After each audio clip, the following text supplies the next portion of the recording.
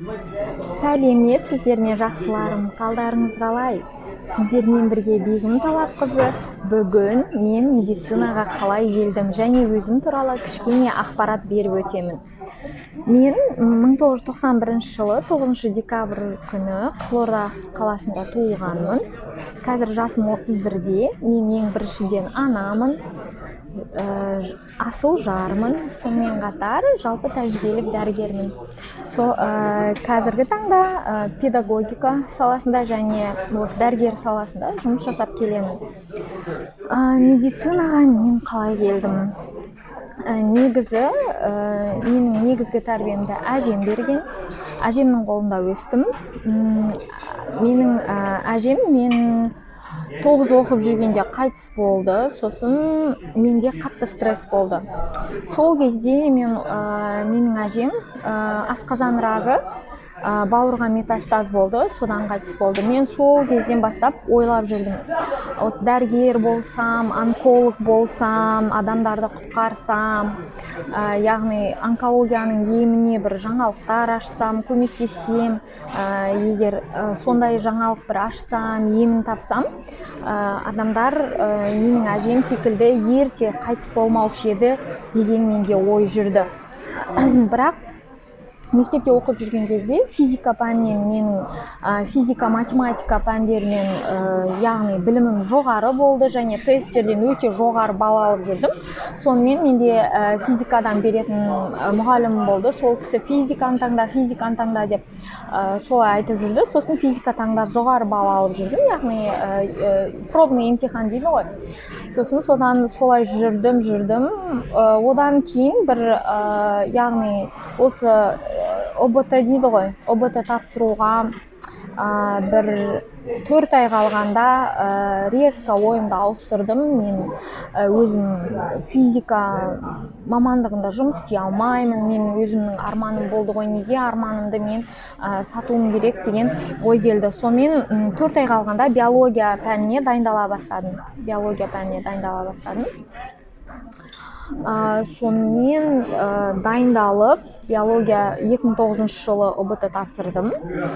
Сонымен Астана қаласындағы медицина университетіне мен грантқа түстім 2009 жылы. Осылай. Мен қарапайым отбасыдан шыққанмын. Ешқандай бай туыстарым, былай ақша беретін, ондай ешкім болған жоқ. Бәрін өзім, яғни өз күшіммен оқып, мен оқуға түстім. Сонымен қатар медицинада мен жалпы медицина факультетіне оқуға түстім Астана қаласына.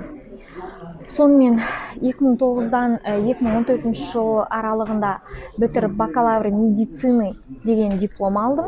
Сосын 2014 жылы интернатураға яғни жоғары бізде интернатура деп аталады. Егер клиникалық ем бойынша жұмыс істейміз десеңіздер, интернатураға түсесіздер. Сосын интернатураға түстім. Ол жерде 2 жыл оқып, жалпы тәжірибелік дәрігер мамандығын алып шықтым.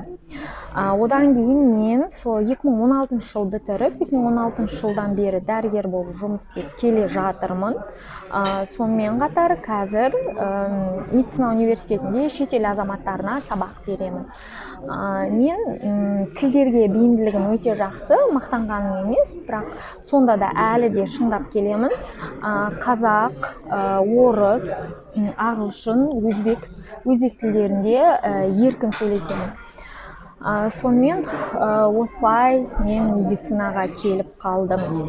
Негізгі арманым онколог болу болған. Мүмкін қазір екі балам бар, 2 қызым бар. Үлкені 5 жаста, кіші қызым 3,5 жаста. Сол ала жаста қыздарым кішкене мектепке барғаннан кейін резидентураға түсем деген жоспарым бар. Қазіргі таңда магистратурада оқып жатырмын, педагогика және психология мамандығы бойынша.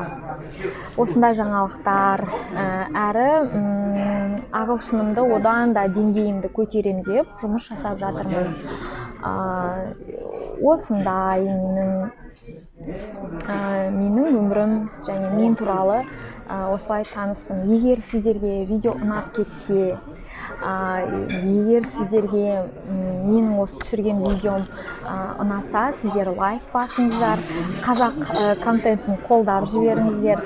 Сонымен қатар келесі видеода мен медицина студенттеріне ақыл кеңес айтамын.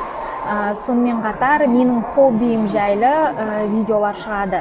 Осы видеоларды жіберіп алмау үшін, келесі видеоларда кездесу үшін менің каналыма жазылыңыздар. Кездескенше сау болыңыздар.